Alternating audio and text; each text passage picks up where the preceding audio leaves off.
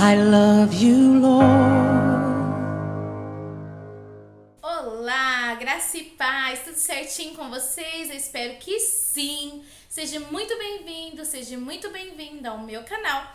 Meu nome é Luana e você está na série Caminhando com os Salmos, um quadro deste canal onde todos os dias nós estaremos meditando em uns salmos, né? Provavelmente às 18 horas, se o Senhor nos permitir e o YouTube subir os meus vídeos no horário, tá bom?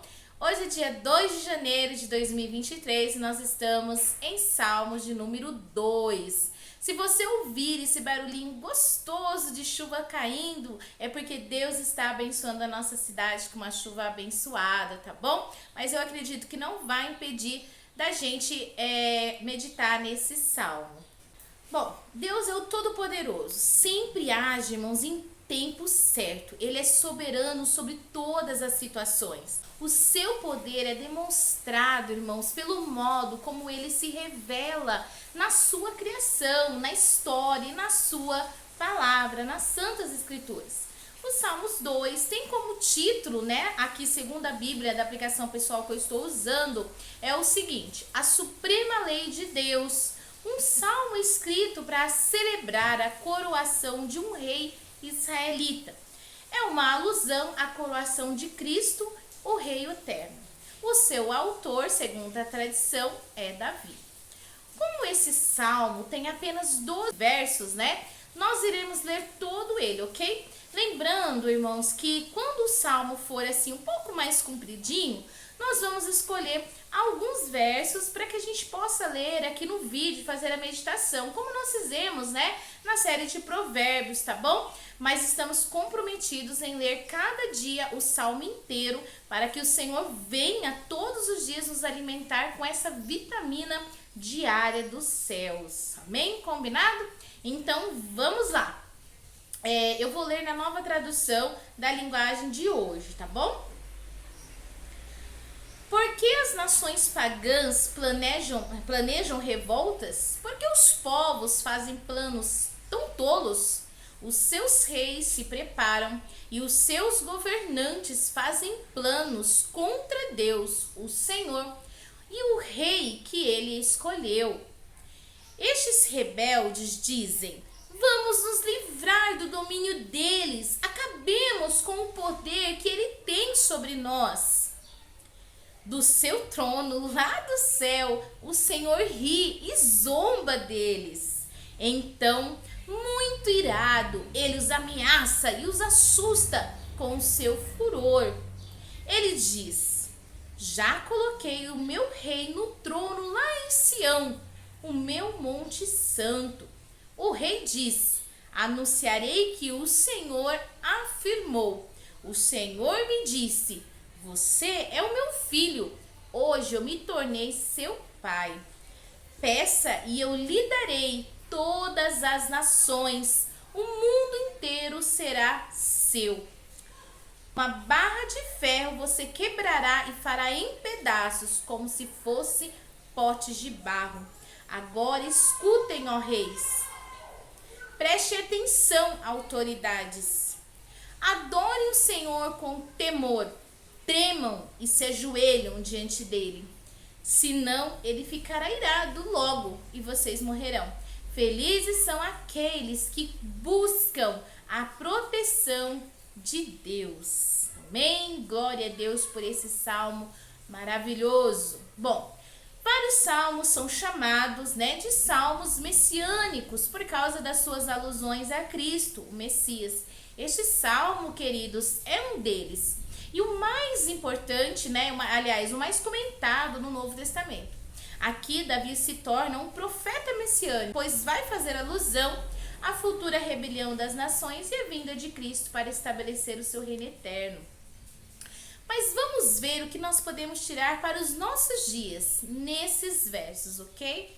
Bom, a soberania de Deus é exaltada através de Davi, aonde ele diz que mesmo que as nações, os povos se amontinam, né, contra Deus e pensam nas suas imaginações vãs, Deus olha dos céus e ri Isso me faz lembrar quando um dos meus filhos quis fazer uma quebra de braço comigo quando ele ainda era bem pequeno, né? Ele não tinha noção nenhuma do seu limite, da sua força, e nem do meu limite e nem da minha força. Ele achou que poderia vencer. E claro, eu ri, porque certamente eu sabia, né, que ele iria perder. Assim eu vejo Deus, o nosso Deus. Ele olha para as nações e vê esses pensamentos que as nações podem viver sem ele, que podem ser soberanas sem o auxílio dele, mas estão completamente enganados, né? Nós vimos muitas nações que assim pensaram, como a Babilônia, o Império Grego, o Império Romano, o Império Persa, né? Que muitas vezes negaram a Deus achando que eram autossuficientes, nações soberanas. Muito antes, irmãos, do que essas nações, né? Os homens, nas suas vãs imaginações e impiedade, em um determinado momento da história, eles decidiram que iriam fazer uma torre, né? Chamada Torre de Babel. E no seu coração, eles imaginaram que essa torre iria chegar até os céus. E eles seriam o maior, né, de todos os lugares, né? E que eles poderiam chegar até Deus. Mas Deus, vendo tudo isso, foi lá e fez com que cada um tivesse a sua língua modificada para que eles dispersassem, né? E fossem fazer o que Deus havia dito, que era para eles se multiplicarem sobre toda a terra, né? Deus não mandou que eles fossem chegar lá perto dele, né? Assim são os homens com as suas vãs imaginações. É claro, irmãos, que aquela torre nunca chegaria até Deus, né? Mas é apenas uma imaginação ali do coração dos homens naquele momento da história. Muitos homens e mulheres ainda acham que pode ser iguais ou até mesmo, irmãos, superiores do que Deus ou viver sem Deus, né? Em muitos momentos de suas vidas. Nós vemos várias pessoas dizendo que Deus não existe e até tentam provar exatamente isso. Que podem viver sozinhos, não ter Deus, que podem decidir por si só. Agora, a última moda é o relativismo, né? Não existe uma verdade absoluta. Sua verdade pode ser ou não ser a minha verdade. E nem por isso a minha nem a sua deixa de ser verdade. Apenas são verdades diferentes. O salmista Davi aqui vem nos mostrar a total soberania de Deus. O verso 3 diz assim: Estes rebeldes dizem, vamos nos livrar do domínio deles. Acabamos com o poder que eles têm sobre nós. Esse é o desejo do coração do homem sem Deus.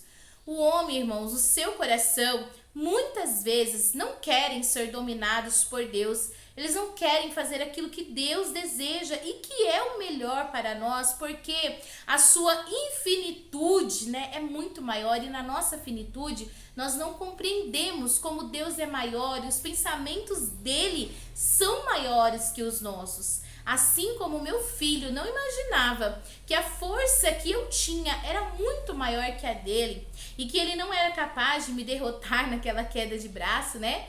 Assim, irmãos, somos nós diante de Deus. Às vezes pensamos, né, imaginamos que podemos ter o domínio das nossas vidas, mas como diz a letra de um hino que recentemente eu tenho escutado muito, né? Ele diz que se Deus tirar da tomada, não prega, não canta, não faz mais nada. É justamente isso que acontece na nossa vida. Deus tem o controle, irmãos, de toda a nossa história e nós precisamos aceitar e acreditar no poder que Ele tem sobre nós. Ele é o nosso Pai, assim como eu desejava o melhor para o meu filho, Ele deseja para nós também. No verso 4, irmãos, vai dizer assim, que Ele olha do céu e zomba deles. Algumas pessoas podem acreditar que são livres longe de Deus, mas esquecem que conscientemente ou inconscientemente nós iremos servir sempre alguém. Se não servimos o Rei dos Reis e Senhor dos Senhores, nós serviremos, estaremos presos aos nossos desejos, aos nossos pecados. Nós somos plenamente livres, irmãos, quando vivemos junto com aquele que nos criou. Somos verdadeiramente felizes quando estamos na terra em que fomos plantados. O peixe, ele não pode viver fora da água, né? Porque o seu habitat é a água. Assim como a planta não pode viver se não estiver plantada numa terra boa e nutritiva, não é verdade? Assim, irmãos, somos nós. Nós não podemos viver longe do nosso Criador, que nos sustenta, que nos nutre todos os dias, nos oferece o ar que nós respiramos. Alguns de vocês sabem que eu sou enfermeira, né? E quando eu estava aprendendo anatomia e fisiologia na faculdade, eu ficava extremamente encantada, irmãos. E até hoje eu fico encantada de entender o modo como o nosso organismo, essa maquininha aqui, trabalha.